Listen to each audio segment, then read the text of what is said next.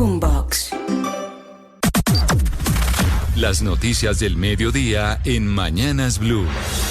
Al mediodía, como siempre, nos conectamos con el servicio informativo de Blue Radio para que usted se actualice de lo que está pasando a esta hora en Colombia y en el mundo. Pero mucha atención, porque en nuestro país el cofundador de la Alianza Verde de ese partido, Néstor Daniel García, se declaró ante el fiscal anticorrupción por el supuesto aporte de 500 millones de pesos del zar del contrabando conocido como Papá Pitufo a la campaña del presidente Gustavo Petro. ¿Cómo se declaró el cofundador de la Alianza Verde, Andrés Carmona?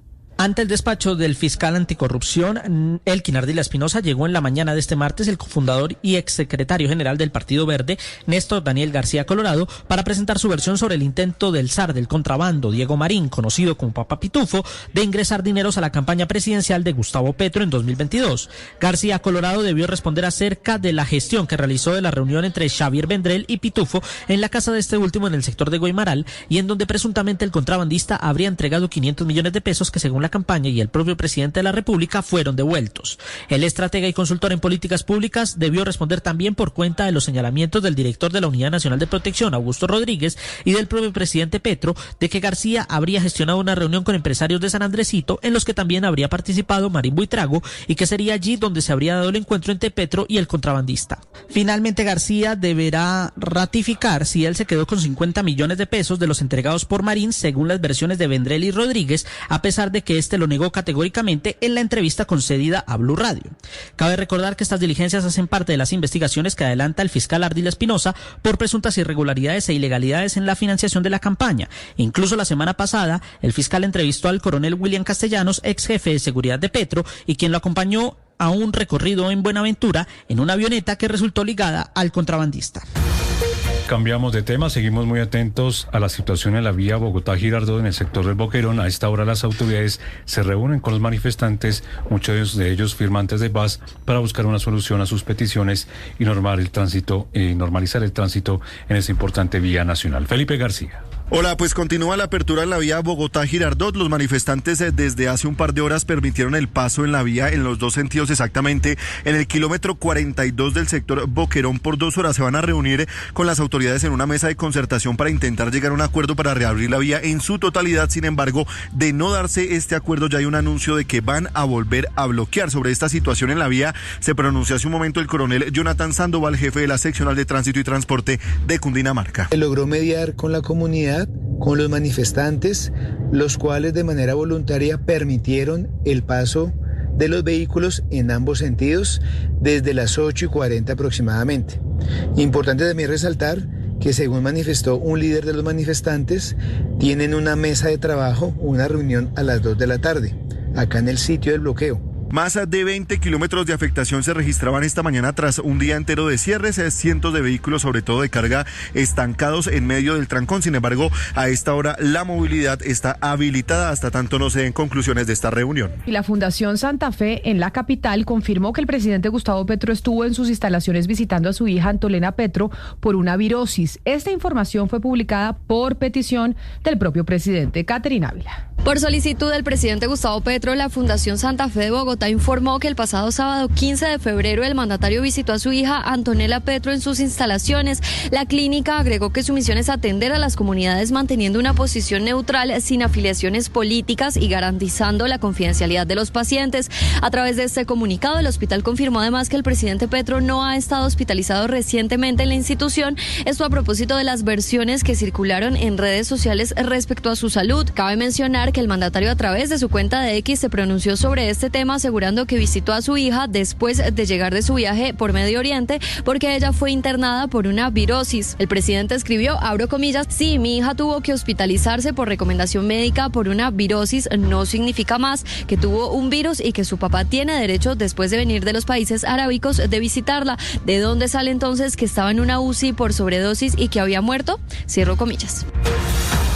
Y los trabajadores de Agrosavia bloquean a esta hora la carrera séptima en protesta contra el gobierno nacional por el recorte del presupuesto que afecta a la investigación agrícola y también los puestos de trabajo de más de 400 personas. Nicolás Rodríguez, la situación a esta hora en la carrera séptima. Hola, Eslobodan, buenas tardes para usted y para todos los oyentes. Sigue bloqueado un carril de la carrera séptima con calle 32, específicamente el que va hacia el centro de Bogotá. En este momento me acompaña María Fernanda Garrido. Ella es investigadora de Agrosavi, que también está siendo líder de esta manifestación. Y rápidamente le preguntamos a María Fernanda qué buscan con esta manifestación al frente del Ministerio de Agricultura. Buenas tardes. Buenas tardes. Agrosavia, como Corporación Colombiana de Investigación Agropecuaria, se ha visto fuertemente afectada por una reducción en el presupuesto para su funcionamiento y para el desarrollo propio de la ciencia, la tecnología y la investigación. Hoy salimos a las calles y estamos haciendo un plantón frente al Ministerio de Agricultura y Desarrollo Rural para pedir la reversión del recorte presupuestal y una inversión justa en la investigación, para solicitar el pago inmediato de los salarios de las personas que hacemos parte de Agrosavia y para solicitar que tengamos garantías laborales y estabilidad para todas y todos los trabajadores de Agrosavia. Eslobodan, es que lo que denuncian es que hubo un recorte del 27,5%, básicamente en pesos colombianos, 82.000 millones de pesos, que afectaría la productividad, la operación y por supuesto el salario de casi 100 trabajadores, de más de 100 trabajadores que hacen parte, de 1.800 trabajadores que hacen parte de Agrosavia en este momento. Gracias, Nicolás. Ahí veíamos a través de nuestro canal de YouTube de Blue Radio en vivo las imágenes precisamente de ese paro y ese bloqueo que se está dando en la carrera séptima en Bogotá. Pero ahora vámonos con otro tema del gobierno nacional, porque van a prorrogar el acuerdo con los proveedores de almacenamiento de datos en medio de los líos que han tenido para sacar adelante una nueva licitación de la llamada nube pública. Marcela Peña. Estamos hablando de la agencia Colombia Compra Eficiente, que va a prorrogar los contratos actuales de suministro de nube que vencerían el próximo 9 de marzo. Y es que el gobierno está en una cruzada porque, dicen ellos, buscan democratizar y ampliar el número de oferentes en este servicio, porque actualmente está concentrado en 4 proveedores. Dicen desde la agencia que desde el año pasado están estructurando un nuevo acuerdo de servicios, que han hecho unas 10 mesas de trabajo, pero pues hasta el momento eso no ha concluido con un nuevo acuerdo. Solo cuando se publique el nuevo acuerdo marco, las entidades públicas que deseen contratar los servicios de los nuevos proveedores van a poder hacerlo a través de las plataformas de la Agencia de Contratación Pública. Y la Contraloría General encontró irregularidades en la adquisición de predios para la reforma rural integral por parte de la Agencia Nacional de Tierras por cerca de 160.000 millones de pesos, responde el director de esa entidad, Cristian Correa. Estos hallazgos se dieron a través de una actuación especial de fiscalización que realizó la Contraloría General de la República a finales del 2024, donde logra establecer que hay irregularidades en la adquisición de predios del Fondo de Tierras para la Reforma Rural Integral por un valor cercano a los 160.000 millones de pesos. Lo que informa el ente de control es que algunos de estos predios habrían sido comprados aún teniendo suelos inadecuados para la producción agropecuaria. Además, se habrían dado ocupaciones ilegales de predios adquiridos y, por último, habría también un tema de retrasos en la entrega de predios a las comunidades campesinas y étnicas, lo que estaría acarreando costos extras de mantenimiento de estos terrenos a la Agencia Nacional de Tierra. Precisamente desde la ANT, su director Felipe Harman respondió que los hallazgos corresponden a un periodo del 2022 y 2023, cuando aún no estaba en la dirección de la entidad, y que a su llegada a inicios del 2024 fue él quien informó a la Contraloría de la irregularidad en la compra de estos predios. Y bajo esas circunstancias nosotros frenamos esos pagos. Absolutamente todos los pagos relacionados con esos predios se frenaron. Hoy la Contraloría nos da la razón, manifiesta de forma clara que esos predios por su aptitud agronómica no se debieron haber comprado. Desde la ANT además informaron que los pagos pendientes para estos terrenos fueron suspendidos mientras avanza un proceso de conciliación con los propietarios para llegar a un acuerdo final en la adquisición y devolución de los dineros de estos predios. Y por amenazas de grupos armados firmantes de la paz que permanecían en mesetas en el departamento del Meta, se declararon en campamento humanitario y en los próximos días iniciarán su desplazamiento de la zona, dejando atrás sus proyectos productivos. No puede ser, Carlos Andrés Pérez.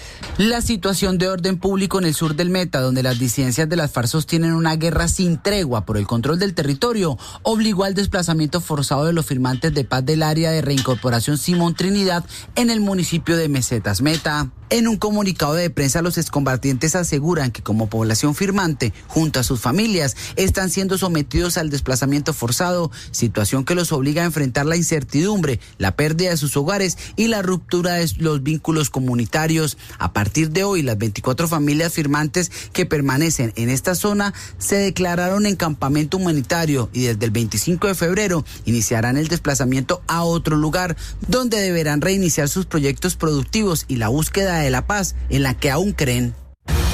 Y por razones de seguridad, el Hospital de Ábrego, esto en norte de Santander, canceló todas las actividades extramurales, incluyendo jornadas de vacunación y salud en jurisdicción de toda la región del Catatumbo por el ataque de las disidencias a una misión médica en zona rural de Teorama, allí en norte de Santander. Cristian Santiago.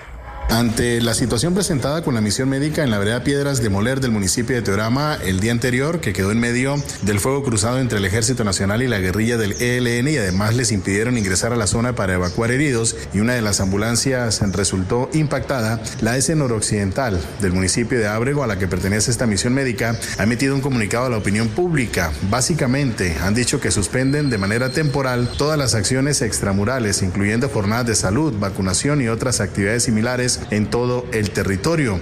Han dicho que tienen un compromiso inquebrantable con la salud de todas las personas, pero que la difícil situación de orden público obliga también a salvaguardar la integridad de la misión médica. Han enfatizado la importancia de reconocer y respetar la neutralidad de la misión médica en temas que tienen que ver con el conflicto armado y sobre todo también la neutralidad de los profesionales de la salud que están dedicados a salvar vidas. Recuerdan además a los actores armados, a quienes están en conflicto, que los heridos en combate están fuera del conflicto y se debe respetar su vida, garantizar el alivio de su dolor y brindarles una atención médica inmediata.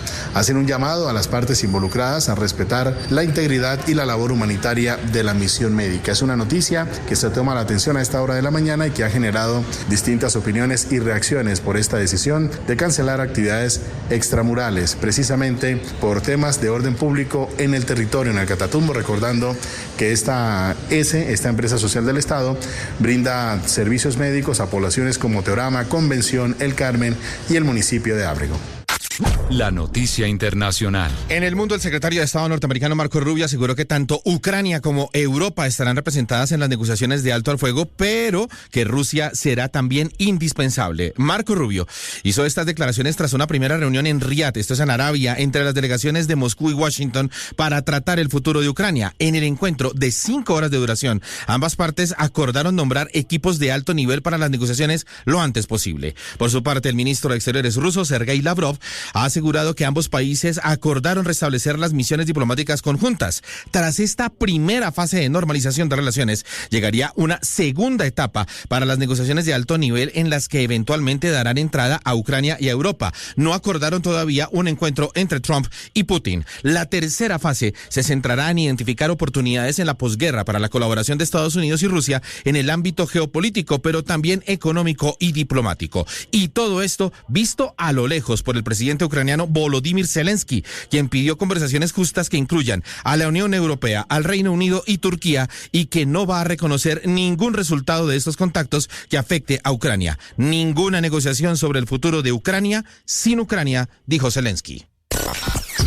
La noticia deportiva. La noticia deportiva llega desde Arabia Saudita, donde el colombiano John Hader Durán obtuvo la distinción al mejor gol de la jornada 20 de la Liga Saudí tras su segundo tanto con Al Nasser en la victoria 3-2 frente a Al Ahly. El primero fue al minuto 32 y al 88 selló el triunfo con una genialidad. Recibió un pase del croata Marcelo Brozovic, eludió a dos defensas, cada uno con un 8, y definió ante la salida del portero Eduard Mendy. Además, fue incluido en el 11 ideal de la jornada, donde comparte el ataque con el colombo mexicano Julián Quiñones del Al-Qadisiyah y el francés Karim Benzema de Al-Ittihad. Durán suma ya 4 goles en 5 partidos en el fútbol de Medio Oriente. Su próximo juego será este viernes frente a Al-Ettifaq por la jornada 21 de la Liga. Las principales tendencias en redes sociales. Javier Milei es tendencia internacional tras el escándalo que surgió por la criptomoneda Libra. la cual perdió el 94% de su valor luego de que el presidente la promocionara en sus redes sociales en las últimas horas.